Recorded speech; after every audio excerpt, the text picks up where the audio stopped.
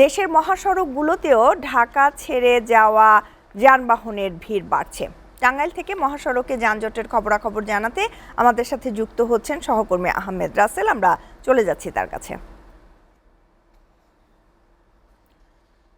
রাসেল, মহাসড়কগুলোতে যাত্রীদের ভোগান্তির কি তথ্য আছে আপনার কাছে? শ্যামলী, এই মুহূর্তের চিত্র যদি বলি তাহলে ঢাকা টাঙ্গাইল যে মহাসড়কটি রয়েছে সেই মহাসড়কের অন্তত রাবনা বাইপাস থেকে যমুনা সেতুর পূর্ব পার পর্যন্ত প্রায় 20 কিলোমিটার রাস্তায় সামান্য একটু ধীরগতি রয়েছে।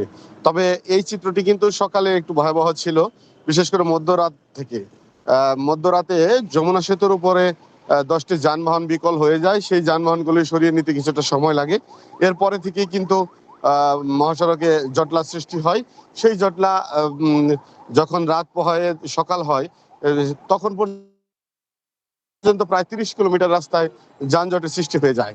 তবে প্রশাসনের পক্ষ থেকে নানামুখী উদ্যোগ নেওয়ার ফলে সেই যানজট কিন্তু নিরসন হয়ে যায়। এখন পর্যন্ত আমি যে স্থানটি রয়েছি সেটি হচ্ছে ঢাকা টাঙ্গাইল মহাসড়কের আশিকপুর বাইপাস এলাকায়। সেখানে কিন্তু দেখেছি একেবারে স্বাভাবিকভাবে গাড়ি চলছে। তবে এর উত্তরে থেকে একেবারে যমুনা সেতু পর্যন্ত প্রায় 20 কিলোমিটার রাস্তায় ধীরগতি রয়েছে। তবে পুলিশ বলছে যে এখন পর্যন্ত যে যানবাহন এসেছে সেই যানবাহনের সংখ্যা প্রায় স্বাভাবিক সময়ের চেয়ে 4 গুণ, যে কারণে মহাসড়ক বা সড়ক এই যানবাহনের লোড নিতে পারছে না, যে কারণে কোথাও কোথাও জটলা বা ধীরগতি সৃষ্টি হয়েছে।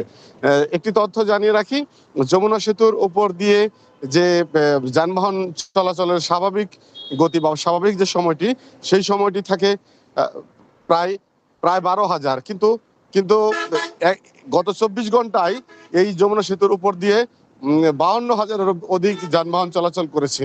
তো সবকিছু মিলায় বলা যায় যে এখন অনেকটা, তবে সন্ধ্যা নাগাদ একেবারে যান চলাচল স্বাভাবিক হয়ে যাবে বলে পুলিশ প্রশাসনের পক্ষ থেকে আমাদেরকে জানানো হয়েছে।